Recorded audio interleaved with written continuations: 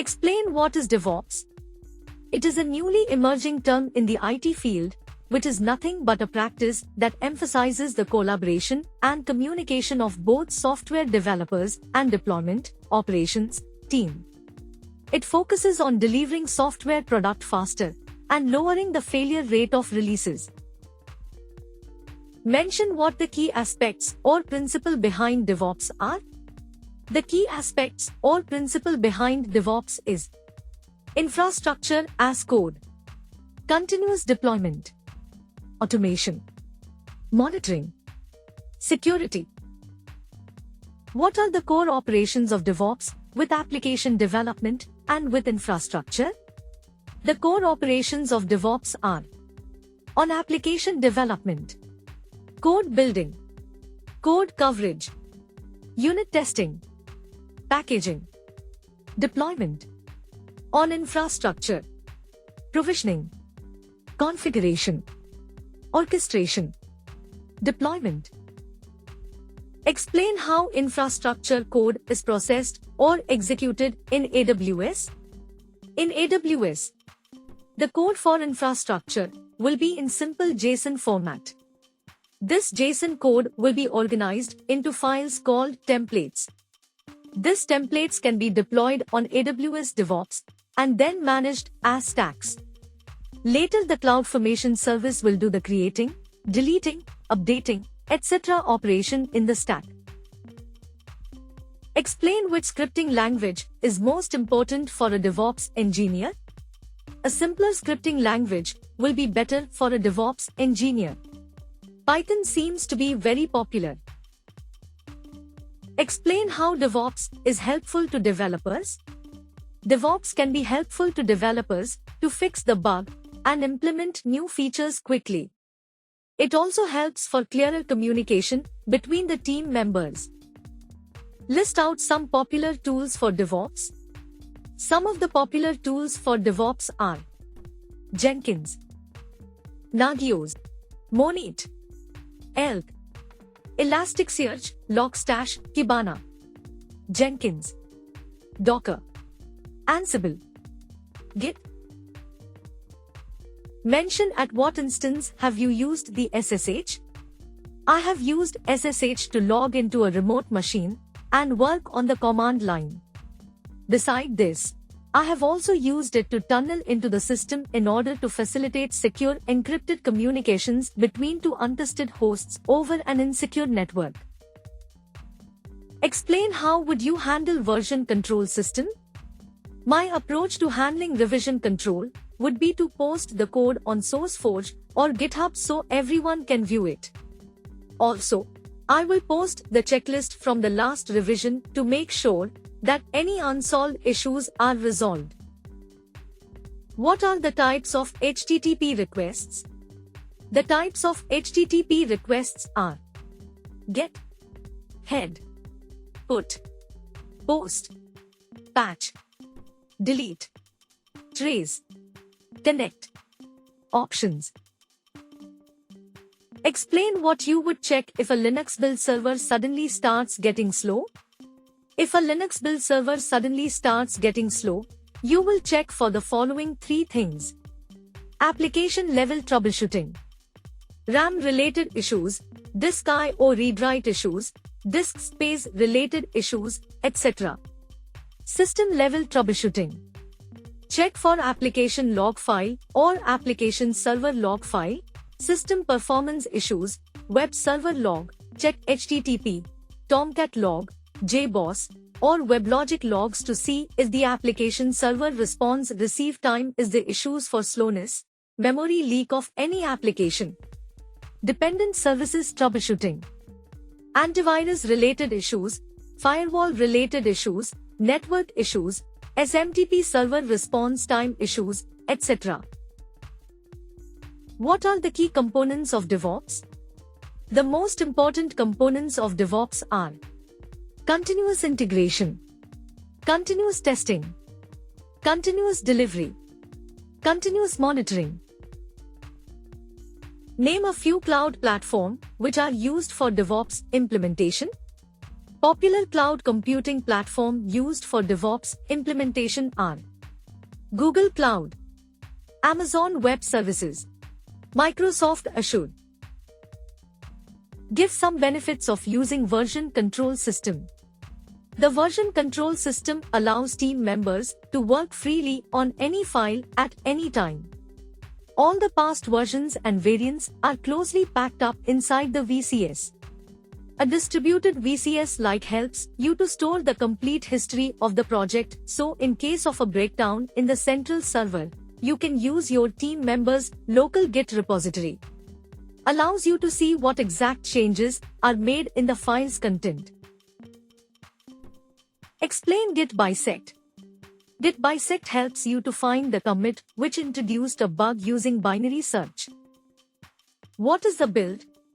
A build is a method in which the source code is put together to check whether it works as a single unit. In the build creation process, the source code will undergo compilation, inspection, testing, and deployment. What is Puppet? Puppet is a useful project management tool. It helps you to automate administration tasks. Explain two-factor authentication. Two-factor authentication is a security method in which the user provides two ways of identification from separate categories. Explain the term canary release. A canary release is a pattern which reduces the risk of introducing a new version software into the production environment. It is done by making it available in a controlled manner to a subset of the user, before making it available to the complete user set. What types of testing is important to ensure that new service is ready for production? You need to conduct continuous testing to ensure that the new service is ready for production. What is Vagrant?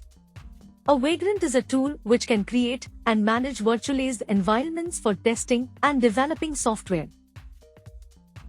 What is the use of PTR record in DNS? Pointer record, which is also known as PTR, is used for reverse DNS lookup. What is Chef? It is a powerful automation platform which transforms infrastructure into code. In this tool, you can use write scripts that are used to automate processes. What are the prerequisites for the implementation of DevOps? Following are the useful prerequisites for DevOps implementation. At least one version control software. Proper communication between the team members. Automated testing. Automated deployment. Name some best practices which should be followed for DevOps success. Here are essential best practices for DevOps implementation. The speed of delivery means time taken for any task to get them into the production environment. Track how many defects are found in the various. It's important to measure the actual or the average time that it takes to recover in case of a failure in the production environment. The number of bugs being reported by the customer also impact the quality of the application. Explain SubGit tool. SubGit helps you to migrate SVN to Git. It also allows you to build a writable Git mirror of a local or remote Subversion repository. Name some important network monitoring tools. Some most prominent network monitoring tools are Splunk, Icinga 2, Wireshark, Nagios, OpenNMS. Explain what Memcached is. Memcached is a free and open source, high-performance, distributed memory object caching system. The primary objective of Memcached is to enhance the response time for data that can otherwise be recovered or constructed from some other source or database. It is used to avoid the need to operate SQL database or another source repetitively to fetch data for a concurrent request. Mention some important features of Memcached. Important features of Memcached includes cache tokens. A cache token is attached to an object retrieved from a cache. You can use that token to save your updated object. Callbacks. It simplifies the code. Get delayed. It reduces the delay time of your script, which is waiting for results to come back from a server. Binary protocol. You can use binary protocol instead of ACII with the newer client. Ibinary. Previously, a client always used to do serialization of the value with complex data, but with Memcached, you can use Ibinary option. Explain whether it is possible to share a single instance of a Memcache between multiple projects. Yes, it is possible to share a single instance of Memcache between multiple projects. Memcache is a memory store space, and you can run Memcache on one or more servers. You can also configure your client to speak to a particular set of instances. So, you can run two different Memcache processes on the same host, and yet they are completely independent. Unless, if you have partitioned your data, then it becomes necessary to know from which instance to get the data from or to put into. You are having multiple Memcache servers, in which one of the Memcache servers fails, and it has your data. Will it ever try to get key data from that one failed server? The data in the failed server won't get removed, but there is a provision for autofailure, which you can configure for multiple nodes. Failover can be triggered during any socket or Memcached server level errors, and not during standard client errors like adding an existing key, etc. Explain how you can minimize the Memcached server outages. When one instance fails, several of them go down, and this will put a larger load on the database server when lost data is reloaded as a client make a request. To avoid this, if your code has been written to minimize cache stampeds, then it will leave a minimal impact. Another way is to bring up an instance of Memcached on a new machine using the lost machine's IP address. The code is another option to minimize server outages, as it gives you the liberty to change the Memcached server list with minimal work.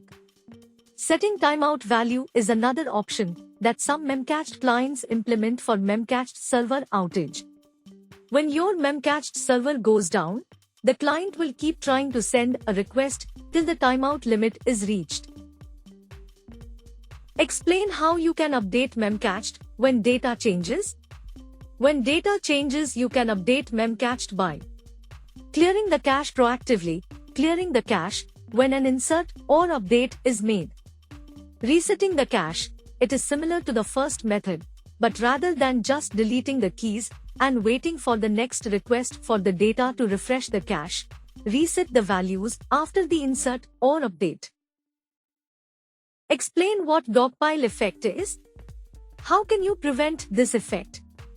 Dogpile effect is referred to the event when a cache expires, and websites are hit by the multiple requests made by the client at the same time. This effect can be prevented by using a semaphore lock. In this system, when value expires, the first process acquires the lock and starts generating new value. Explain how Memcached should not be used. Memcached common misuse is to use it as a data store and not as a cache. Never use Memcached as the only source of the information you need to run your application. Data should always be available through another source as well. Memcached is just a key or value store and cannot perform a query over the data or iterate over the contents to extract information. Memcached does not offer any form of security either in encryption or authentication. When a server gets shut down, does data stored in Memcached is still available? Data stored in Memcached is not durable, so if a server is shut down or restarted, then all the data stored in Memcached is deleted. Mention what the difference between Memcache and Memcached. Memcache. It is an extension that allows you to work through handy object-oriented and procedural interfaces. It is designed to reduce database load in dynamic web applications. Memcached. It is an extension that uses the libmemcached library to provide API for communicating with memcached servers. It is used to increase the dynamic web applications by alleviating database load. It is the latest API. What are the containers? Containers are a form of lightweight virtualization. They offer isolation among processes. What is post-mortem meeting with reference to DevOps? Post-mortem meeting is done to discuss what went wrong and what steps you need to take in order to avoid failures. What is the easiest method to build a small cloud? VMFresh is one of the most effective options for making IaaS cloud from VirtualBox VMs in no time. However, if you want lightweight PaaS, then Docker is a good option because Bash script can be PaaS out of Docker containers. Name two tools which are used for Docker networking. For Docker networking, you can use Kubernetes and Docker Swarm. Name some of the areas where DevOps are implemented. DevOps are used for production, IT operations, production feedback, and its software development. What is CBD? CBD or component-based development is a unique way to approach product development. In this method, developers always look for existing well-defined, tested, and verified components to compose and assemble them to a product instead of developing from scratch. Explain pair programming with reference to DevOps. Pair programming is an engineering practice of extreme programming rules. In this method, two programmers work on the same system, on the same design, algorithm, code. One programmer acts as a driver. Other acts as an observer, who continuously monitor the progress of a project to identify problems. The roles can be reversed at any point of time without any prior intimation.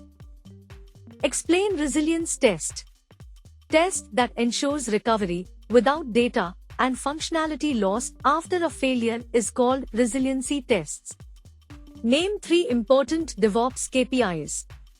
3 most common DevOps KPIs are: mean time to failure recovery, deployment frequency, percentage of failed deployments. If you find this video is helpful, please hit like button and share with your friends. For more interesting learning videos, make sure you have subscribed to our YouTube channel.